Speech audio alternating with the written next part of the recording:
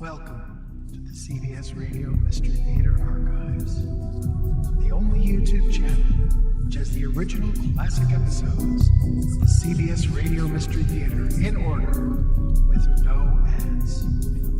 Thank you for listening, and now, enjoy the show.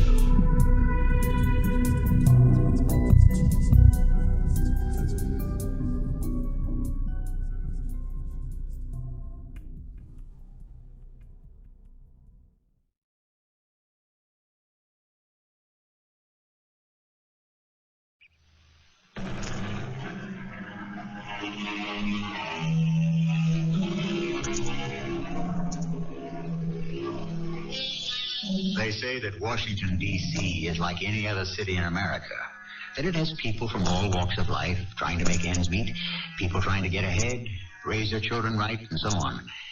But it isn't. Washington is a one-company, one-business town, and the business is U.S. Government, Inc.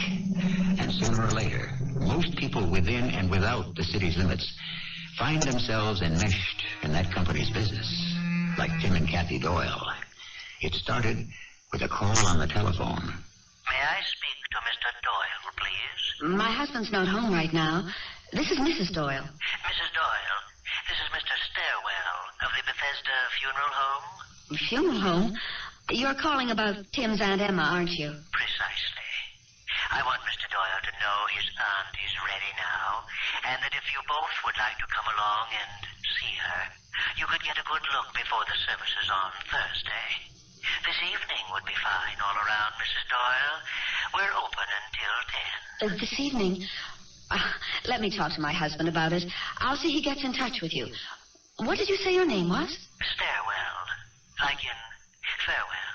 I'll tell him.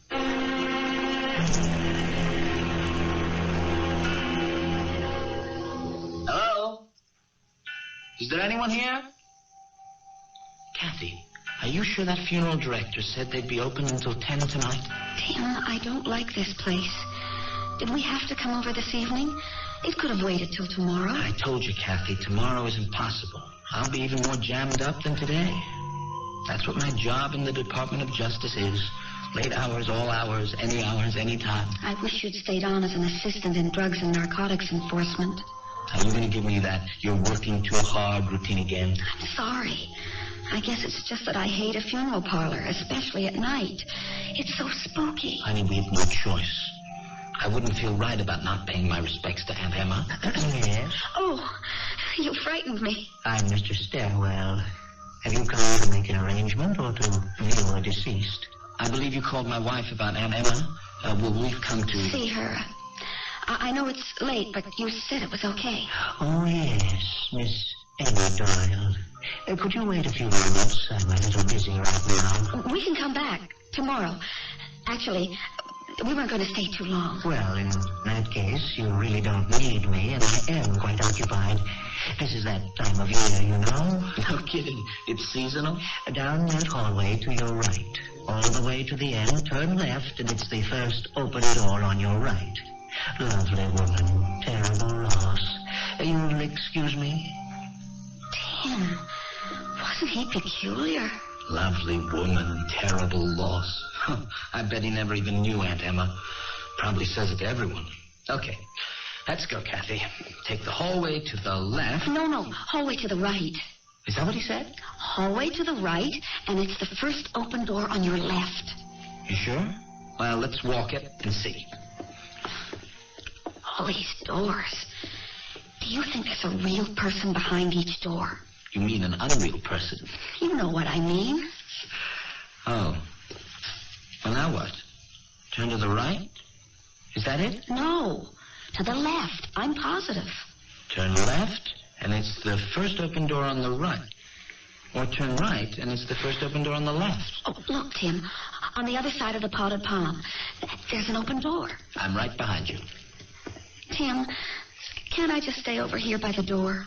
Oh, no, I don't want to look in at Aunt Emma alone. Now, come on, hon. It's a sign of respect. Oh, good Lord. We're in the wrong room. That's not Aunt Emma. I beg your pardon. What are you two doing in here? Well, you told us the first open door, so we went in. On your right. This is your left. Don't you know your left from your right? I'll ask you to leave the premises immediately. But we haven't seen Aunt Emma yet. Immediately. Do you hear? Or are you deaf as well as not knowing your right from your left? Go out that door.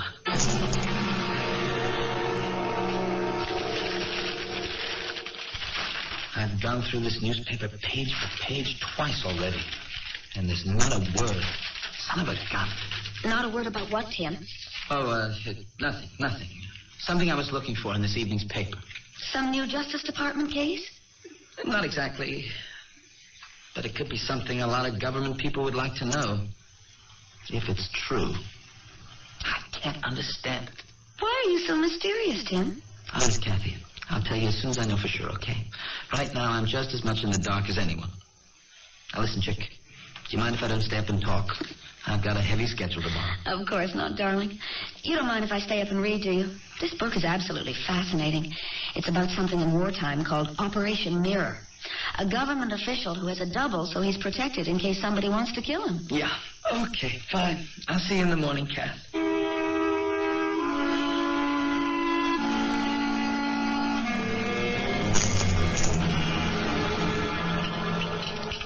Tim, why do you shovel your breakfast down so fast? You don't have to be in the office until 8:30. I know, but I thought I'd get there early, pick up all the morning papers on my way. Has it something to do with that man with the beard and the scar we saw in Aunt Emma's casket last night? Something to do with what? Who? That body in the viewing room when we went to see Aunt Emma. Oh, so you did see him? Yes, I did. So? Okay, have it your own way. I'll ask you some other time when you're in a better mood. I'll get it. Hello? Hello? Who is this? Tim? Tim, will you come here? What is it, Kathy? Come here right away, please. Oh, what's the matter? Who rang the phone? They hung up. Who was it? I don't know. I said hello, and there was no answer. All I could hear was this heavy breathing at the other end. And then a click when they hung up.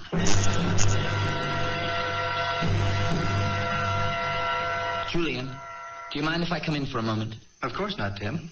Close the door behind you and drag up a chair. I would have waited for the daily briefing, but I thought I'd better ask you this privately. Well, what's so hush-hush, Tim? What's the latest on the Garden Development Corporation's case? You mean that bunch who were trying to put up a multi-million-dollar casino complex outside of D.C.? Yeah, that's the one. Is Judge Kroll still on it? So far as I know. We're counting on him.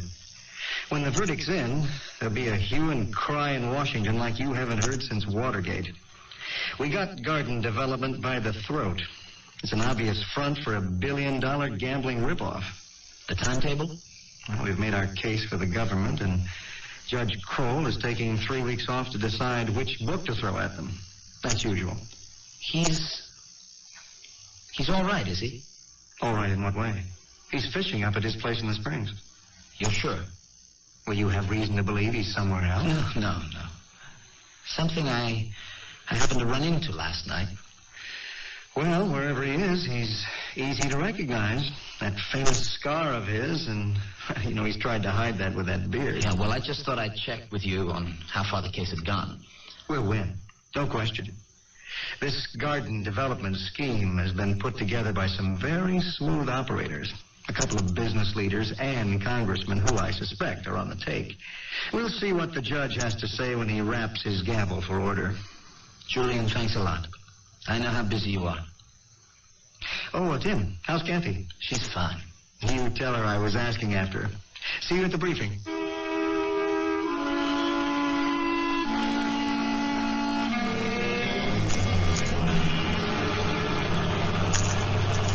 Like something to drink? Stairwell?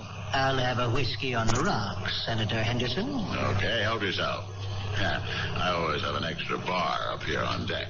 This is a beautiful yacht you have here. Oh, yeah, the best. That's all I want out of life. Now, Stairwell, I had you come aboard because this is the only private place I know of in Washington where we can talk without being observed. I understood that when I got your message. First of all, how is our deceased friend? I was going to ask you. What do you wish me to do with him, Senator? Well, I'm making arrangements to have him photographed. I'll let you know the day. As soon as that's done, I'd say cremation. What do you think, Stairwell? Can you get some papers together? False identity, doctor's certificate, that sort of thing? I don't understand why you want pictures of the deceased. He's been photographed so many times, magazines, newspapers. Stairwell. Do you suppose when they wish to make a wax copy of a personage for Madame Tussauds that they use any old magazine photographs? You're making a wax effigy of Judge Kroll? In a few weeks, Judge Kroll was to hand down a verdict, which in all probability would have gone against myself and my associates. Coles would have been raped, reputations ruined. Well, as fortune would have it, when I went to visit the judge at his cabin in the Springs, I found him on the floor. As you know, he passed away. Heart attack. I saw the advantage and took it. Called you, arranged for the embalming, etc. We are engaging a gentleman who is the spit and image of the judge. We shall coach him to be the judge. He will appear in court, claim a sore throat, and render a verdict in our favor. On paper. The photos are to assure us we have not left a mole unmarked, and the duplicate scar is exact. Only you, Stairwell, will know that the judge is stretched out in your funeral establishment. Only you. Senator, I don't know how to say this, but you see, you have just said... I have just said... that no one but you and I know the judge is deceased. But I'm afraid someone does. What? A man and his wife came to the funeral home, Senator, the night before last to pay their respects to a relative. By accident, they happened to see the remains of Judge Kroll. How could you be so stupid? It was entirely my fault. What were you doing letting any visitors who come off the street wander around your premises, Stairwell? Who were these two people? Mr. and Mrs. Timothy Doyle. Doyle. He's with the Justice Department, Research and Assistant Counsel. Justice? Now I've heard everything. And now you, Stairwell, you hear this, and hear it clearly. I am not going to pass this along to my associates. This matter is strictly between you and me. I don't care how you do it, but I do care when you do it. I shall be following the obituaries in the Star and the Post quite carefully. And unless Mr. and Mrs. Doyle appear in those columns very soon, your name will.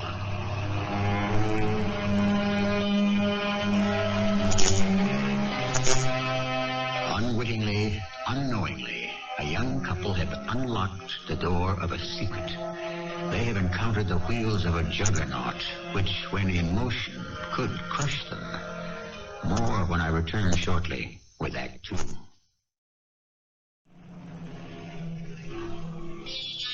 100 years ago, Henry James, a writer I greatly admire, wrote, "Life is a battle.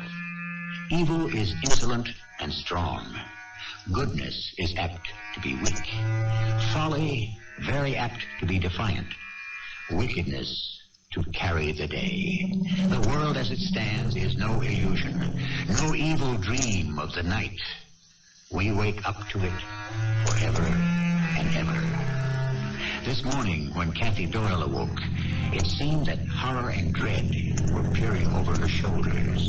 You do understand, Tim, don't you? I felt I just had to get out of the house. I sort of understand, Kathy. I'm enjoying driving up this morning to Big Hunting Creek. I like the view of the waterfall. We can picnic. But I don't know. I thought weekends you like staying at home. I do, Tim. But the last few days, I know this sounds weird, but when I'm home alone, I get the feeling I'm being watched. I gotta shift in a second.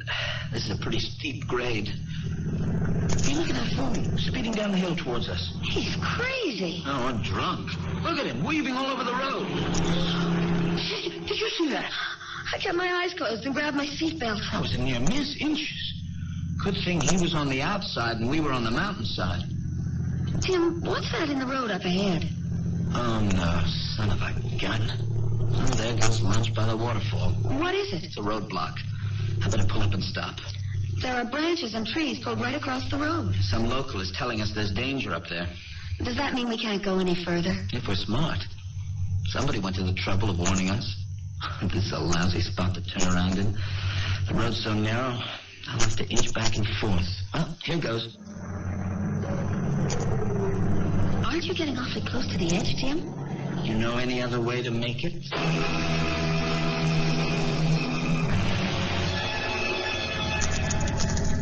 I'm so disappointed we have to go all the way back downhill. Maybe we'll find another place to picnic. Sure. You made that turn so well, Tim. Well, the secret is to keep calm and cool. And know what you're doing. It's like driving on ice. You have to know how to handle your car.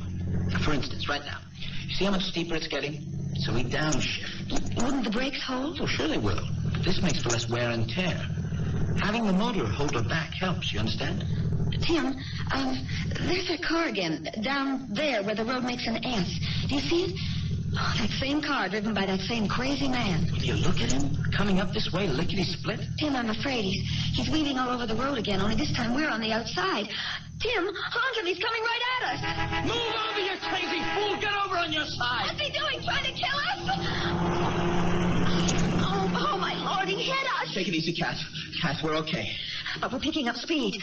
Don't go downhill so fast. I can't get the brakes to hold. They're not holding. I'm pumping, but they're not. The emergency, it's come right out. Tim, do something. Are you buckled in with your safety belt? Yes. Now listen, you see that thick mat of bushes sticking out of the side of the mountain down there? I'm heading for those. Make it right. Maybe they'll hold the car back. Keep it from rolling down any further. No, Tim, that's on your side. You'll be killed. No, I won't, honey. Believe it.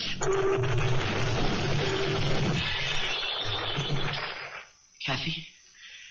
Kath? I'm all right, I think. Nothing feels broken. Can you unbuckle your safety belt? I can't reach around there. It got all twisted. We've got to get out of this car, but fast. Now, hold still. I'll try to reach around over you and unbuckle it. Yeah, there. You're free. Now, Kathy, can you reach over and open your door? I think so. Oh, hurry, baby, hurry. Okay, now, get out as fast as you can and run straight downhill. You see where that big rock sticks out? Get in back of that. What about you? I'll be right behind you. Okay, now, down here behind this boulder. What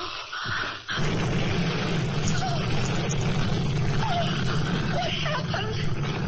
The gas tank exploded.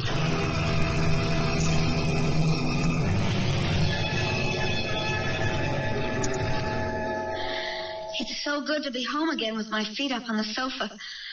I'm still shaking all over. Me too. Oh, Tim, what would I have done without you? The way you handled everything, you were incredible. Well, when someone's out to get you, you find yourself doing things you didn't know you could. Is that what you think? Because I think so, too. We're on somebody's list, like they say in the gangster movies. I don't see any other reason, Kath. No emergency brake comes apart in your hand unless it's been messed with. I knew it. And when I hit the foot brake, it went right down to the floor. Nothing. Someone drained all the brake fluid, leaving us just enough to drive up part of the way. Can you think of anyone who would do that to you? Is there something you found out about someone in your research? I don't know. A 150-year-old treaty between the USA and the Indians? No, I don't see that. It could be all mistaken identity, like in the book, Operation Mirror. Not you, but someone who looks like you. Tim, what are we going to do? We haven't done anything to anybody.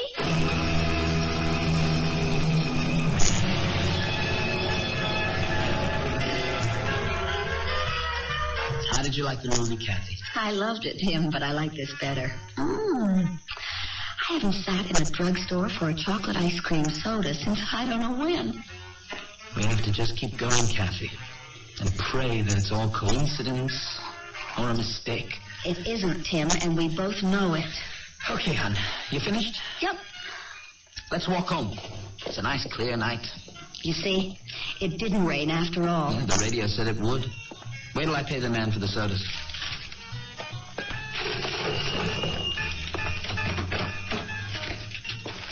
Tim, imagine running into you. I saw you and Kathy at the Beacon. How are you two?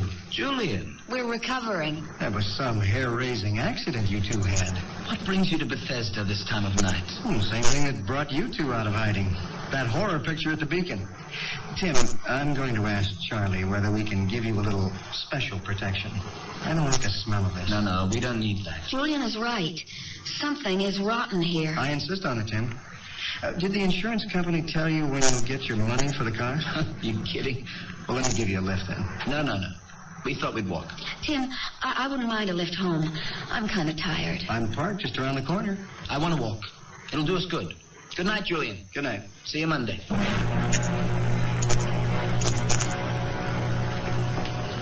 Why didn't you let Julian give us a lift home? I can't explain it, Kathy. It was as if a voice inside of me was saying, don't get into Julian's car. Your own boss at the department? What do you suspect him of? I don't know. Maybe I'm in such a state I see an enemy in every shadow. Timothy Doyle, I don't want you to say any more.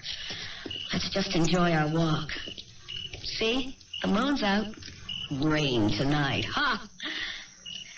Doesn't the public library look beautiful at night? Like an old Greek temple. Wouldn't you know it?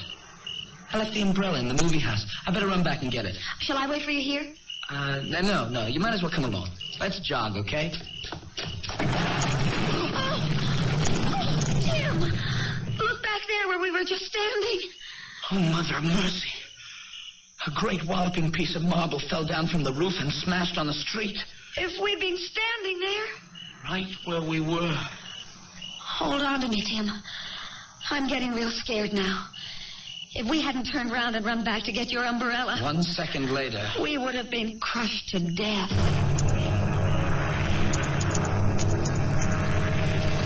Must have been a nasty shock, that parapet missing you by inches. Julian, the second close call in 3 days. It's no coincidence. I don't know, maybe a contract's out to get rid of us. But we're the wrong people. We just happen to look like who they want to get rid of. Possible. If you rule out accidents or coincidence. It could be mistaken identity. Then there's this book she's been reading about doubles used in wartime. Operation Mirror. It's still going on, Tim. There isn't a world leader who doesn't have a double to make an appearance at some function. Most of them don't have to say anything. Just get off the plane, get photographed, ride in a parade, review troops. Any public appearance that might be dangerous. Julian, you're the only person I can level with. I can't even talk about this to Kathy. I don't want to frighten her. A couple of weeks ago, we went to see the remains of my Aunt Emma in a funeral home in Bethesda. And somehow got into the wrong viewing room. There was a man in that coffin. I recognized his face right away. It was Judge Kroll. Did you say Kroll? The one who's handing down the decision on the garden development case? I could swear to it. Now, supposing no one's supposed to know he's dead. Supposing, when the courtroom reconvenes, his double comes out and renders a verdict favorable to those gangsters. And because by accident you saw the real Judge Kroll in the casket, a contract is out on you two. Does that sound far-fetched?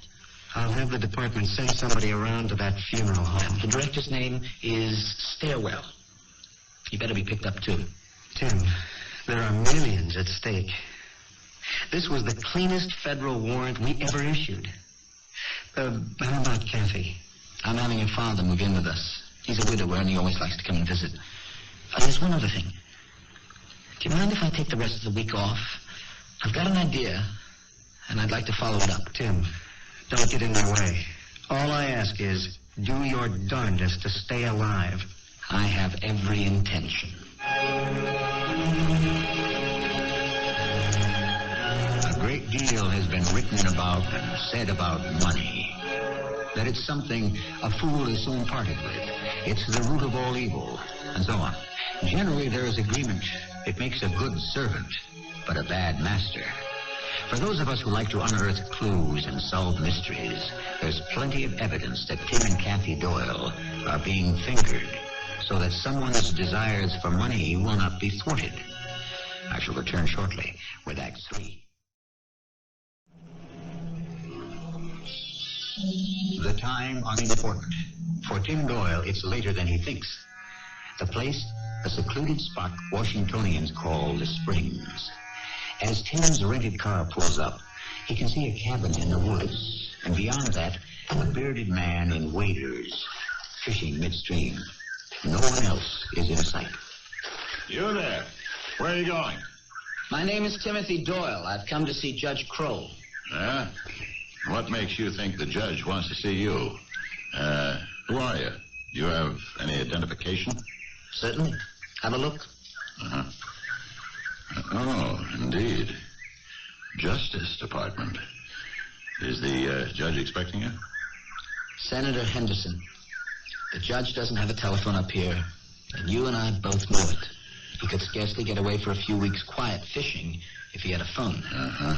So you know me, do you? There isn't a person in the country who doesn't, Senator. He's over there fishing. May I have my ID card back, please? Mr. Doyle, I'm going to show it to Judge Kroll to ask whether he would like to see you. I'll ask him myself. Oh, no, you won't. The judge has asked me to keep people away from him, and I intend to do just that. I need to see him before he arrives in court next Tuesday. Then, my dear Mr. Doyle, you will have to go through channels. Are you the only one here, Senator, besides the judge? Why do you ask? If I'm not mistaken, there's a man standing in the window of that cabin. I see something glinting in the sunlight, like the barrel of a gun. You may see a man, but a gun? No. The judge has a handyman who works around the place, and he's just probably getting the noon meal ready. I was just about to call the judge to tell him to come in when you drove up. So, if you would be so good as to turn your car around now and go back where you came, I would appreciate it. Come along to the court on Tuesday. Perhaps after the judge has rendered his verdict, he will speak to you.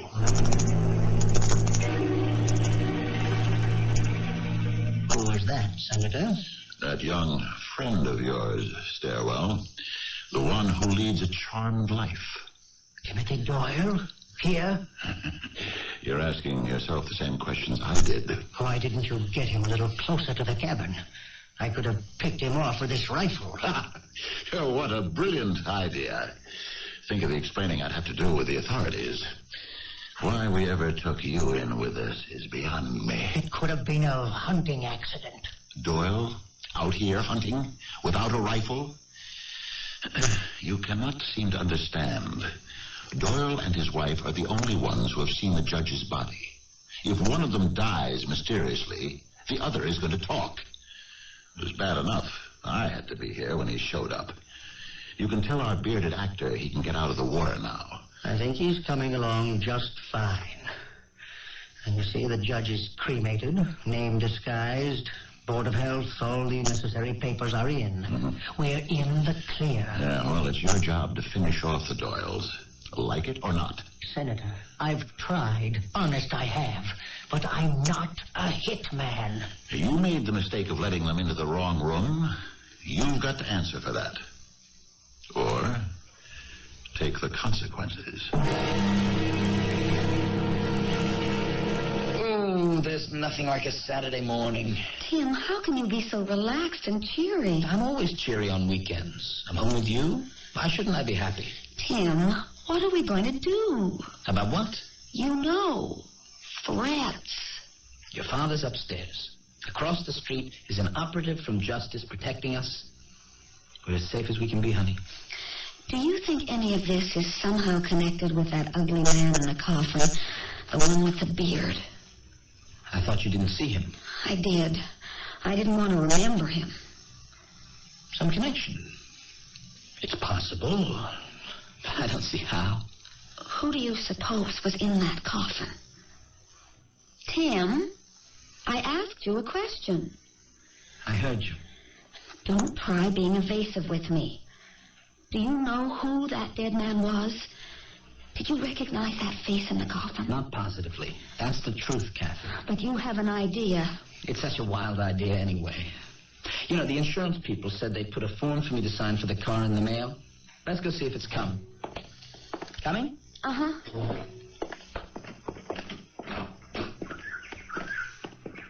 I agree with you. It's a gorgeous day. Oh, Tim, before we go to the mailbox, I want to have another look at that hole in our big oak. I think robins are building a nest there. At this time of year? Let's cut across the lawn. Oh, this big oak gets wider and thicker every year. Look, the both of us can hide behind it now. There it is. See the nest? Oh, hey, the mail is in. Bellman's picked up the letter I left there and put the flag back down. That's what I call a big nest. Huge. I bet you half a dozen robins will be born there. Will you look at that squirrel? He's climbing right up our mailbox. Isn't he darling? He's sitting right on top of it. He's trying to get at the latch and open it. Maybe he thinks someone sent him some nuts. Oh, the mailbox. It blew up. It exploded. It could have been us. It could have been you, Tim, or me. That guard from the Justice Department. He's getting out of his car. What good is he to us? Someone planted a bomb in our mailbox. Don't you understand? That man was sitting there, probably watching him, doing nothing. It wasn't a squirrel they were hoping to kill. Tim, you've got to do something. I can't stand this anymore.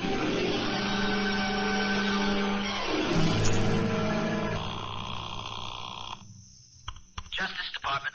Doyle speaking. Tim, is that you? Yes, Kathy. Is everything all right? Yes, it is.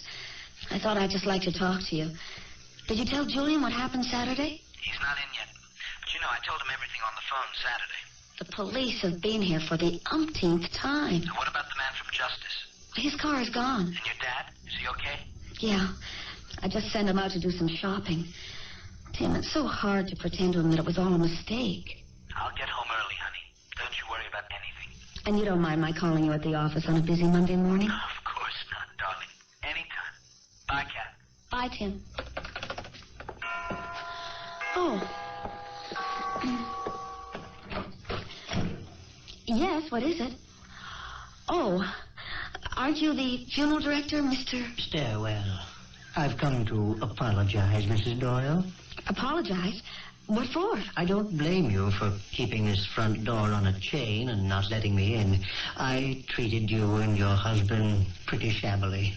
And I drove all the way out here to tell you so. Oh, that's all right, Mr. Stairwell. Of course, you can come in. Please, please. It was all a misunderstanding. We've had a lot worse things happen to us since Aunt Emma turned out to be someone else. Our living room is right over here to your left. That's another thing I want to apologize for. How could I have misdirected you into a viewing room where my own dear father lay in state? My fault entirely. The bearded man in that casket was your father? Yes, poor man. He had a hard life. Well, now that I've apologized, I do have a problem, Mrs. Doyle. You know, we placed your aunt's casket in your husband's family vault. I went by there yesterday, and it's become quite dangerous. It ought to be looked at. Dangerous? Really? I don't think Tim will be free to go to the cemetery before next Saturday. Can it wait till then? Do you want my honest opinion? No, it's filling up with water. I'd say 3 or 4 inches a day. That's awful. We have to do something. If you'd like, we could go out there right now. I have my vehicle outside. Would you take me? Mr. Sterling, that's so thoughtful. Just let me get my bag, and I'll be right with you.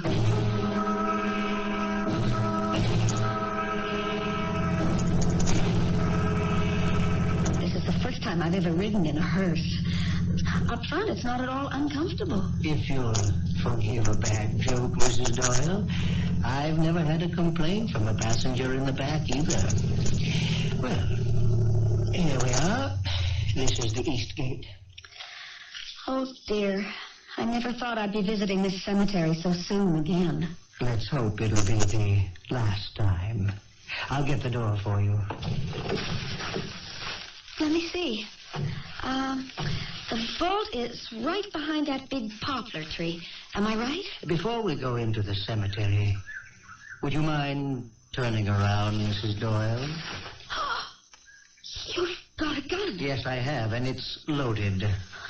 Mr. Stairwell, what are you going to do? You see that public telephone right by the gate? I want you to walk in there slowly, attract no attention, and call your husband.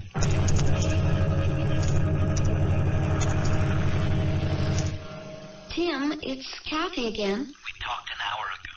Is anything wrong? What did you say? I said, are you all right? Yes, I'm all right, Timothy. Well, then why are you calling me? You just stay snug as a bug at home. Keep the chain on the door and don't go out. But I'm already out. You are? Where are you? I'm at the cemetery. What cemetery?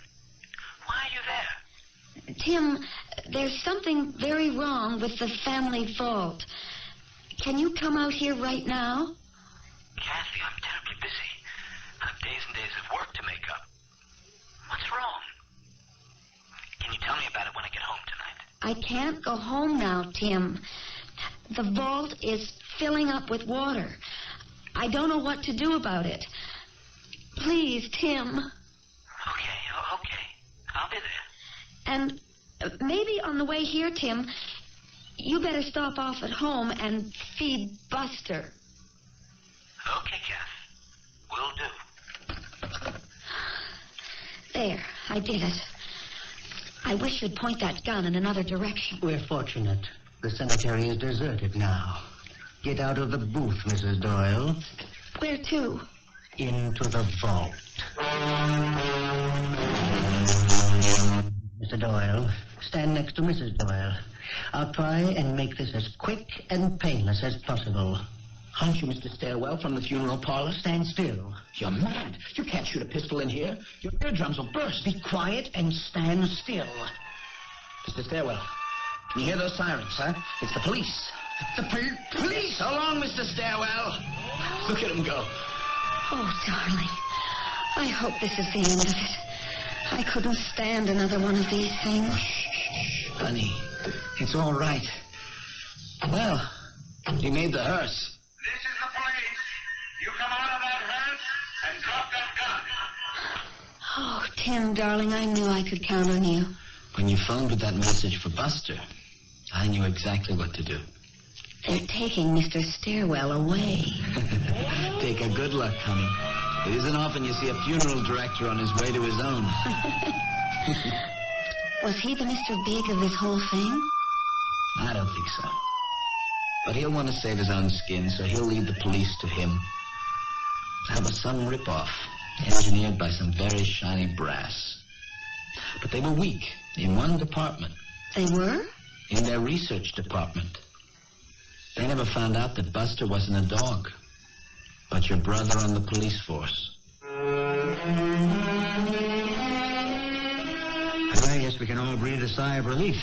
Finding oneself at the wrong end of a gun for the wrong reasons could and has happened. If you cannot get help, try helping yourself. Keep cool and use your head. And remember a couple of tricks you learned on Mystery Theater. I'll be back for a few words shortly.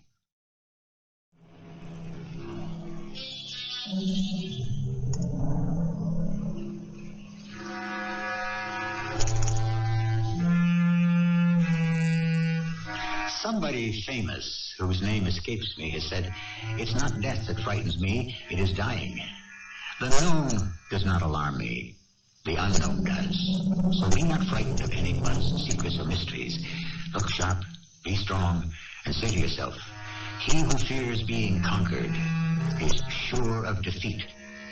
Napoleon said that, and look what happened to him. Our cast included Roberta Maxwell, Christopher Tabori, Bob Caliban, and Fred Gwynn. The entire production was under the direction of Hyman Brown.